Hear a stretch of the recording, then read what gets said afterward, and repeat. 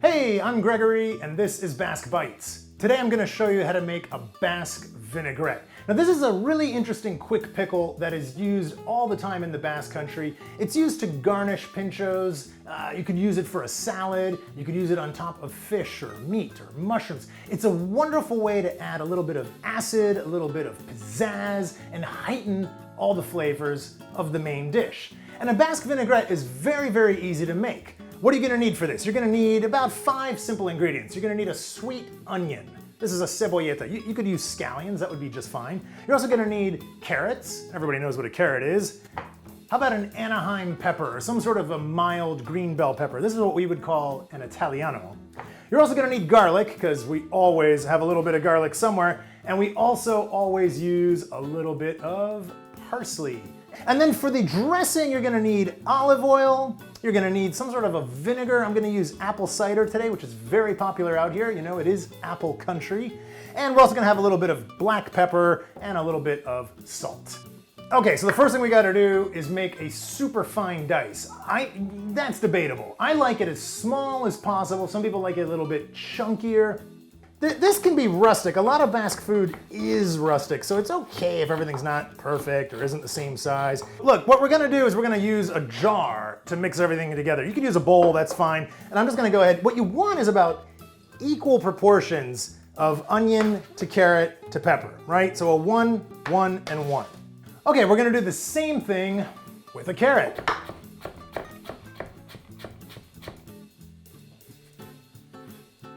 A mild green bell pepper. Okay, and another thing we need is some garlic. And I'm gonna cheat and I'm just gonna use the old garlic press. There's no shame in that. Now, if you really like garlic, like me, you could add an extra clove or 2. Okay, and also we're gonna need to add some parsley. It's not Basque cuisine without a little bit of parsley. This is kind of like our principal herb. We eat a lot of parsley here. You don't need a whole lot, maybe just like a teaspoon or a tablespoon. You can always add more later. Okay, so we've got equal parts onion, carrot, green pepper, a little bit of parsley, and a little bit of garlic, and now we're gonna add a bit of salt. We're gonna add some cracked black pepper. Woo. We're gonna add some apple cider vinegar. You could use any type of vinegar you want. How much? There's a little bit there. And we're gonna add a lot of olive oil. It's gotta be good olive oil, extra virgin all the way, baby. And one more thing, I like to add a little bit of lemon juice. It's kind of like my secret weapon. Okay, now what we gotta do is mix it up. Now remember, this is a vinaigrette, so you wanna have like a good 3-to-1 ratio of olive oil to acids, to vinegars. And you just want to cover all of the veg with liquid. That looks pretty good. You can always adjust the flavors, more garlic, more salt, whatever you need. It's tasting pretty good.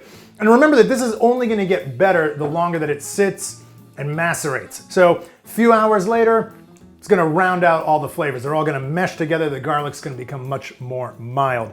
I think it's usually at its peak the day after, sometimes 2 days later. It's very popular in San Sebastián on almost all of our pintxos.